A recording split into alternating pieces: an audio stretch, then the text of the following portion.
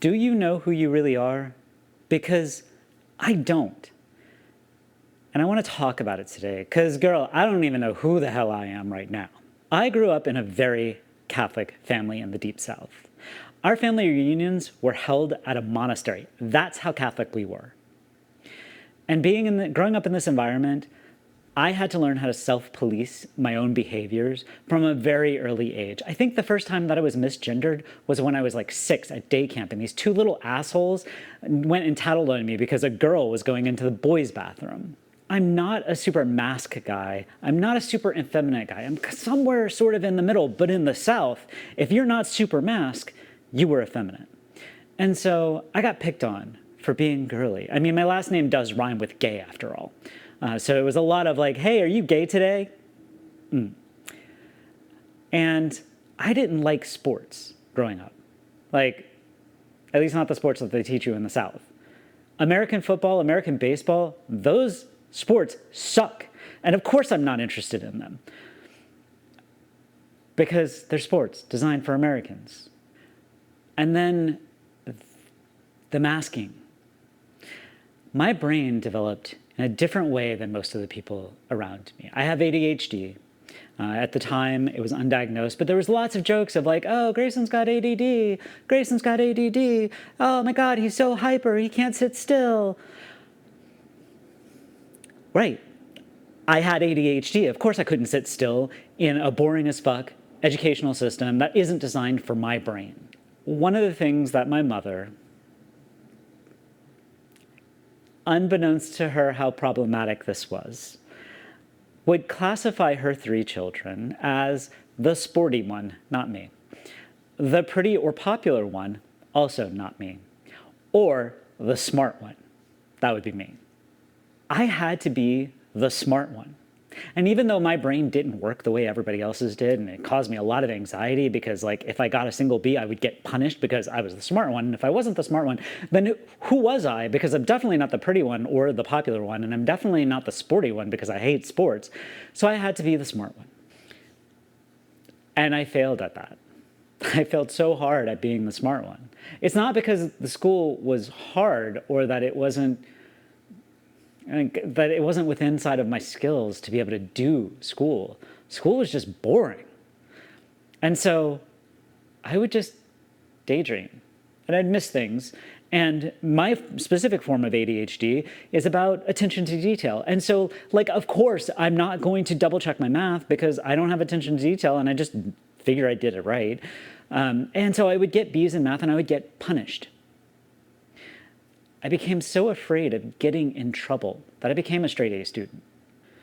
And this meant I started masking all of my behaviors associated with my ADHD and the way that my brain worked. The amount of daydreaming that I used to do in school where I had to pretend like I was paying attention. And if I got called on, I'd be like, I got really good at bullshitting, especially in English class or history class, where I could just make up shit. Well, maybe not history, but like nowadays, probably history. And so I just became really good at masking what was going on in my brain in order to fit into this smart one idea. And then when I moved out of the South, my accent, which I didn't even have a very strong Southern accent, I just would say things like y'all in New Orleans because I know how to pronounce those words, I got perceived as dumb. So going from the smart one to being dumb and being made fun of because of the way that I pronounce things. Like at one point I was pronouncing the word against as against, like I'm gonna fuck you up against the wall, against the wall. And so I learned how to mask that too. And ADHD and this masking and this code switching made me a chameleon, able to adapt into whatever situation I'm in. So if I'm hanging out with a bunch of gay people, girl, you know I'm going to be talking a little bit different than if I'm hanging out with all my straight friends. When I'm doing like board games, that's a whole different dialect and a whole different way of presenting myself. When I'm in my running group, it's different. When I'm with my climber friends, it's different. When I'm at the circus school, it is different. And so as I search for this idea of authenticity, which is like the thing that is good on YouTube, I have to recognize that who I am at the circus school, who I am around my gay friends, who I am around my running group, who I am around the straight boys who I play board games with. They're all me. They're just different aspects of me that I segment off and segregate. Because it was a coping mechanism, it was a survival mechanism, and that is just who I became.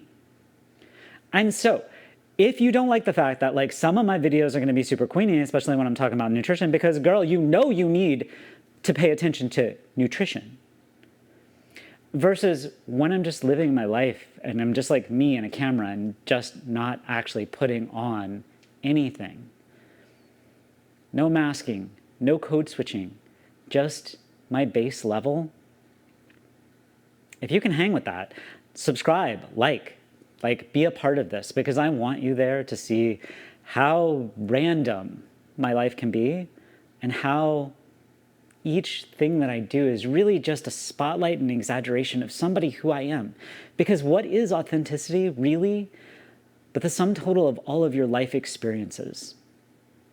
And that's what I'm bringing. The sum total of all of my life experiences, whether it's my nutrition diva, my nutrition gay like persona, or me right here talking to you unfiltered,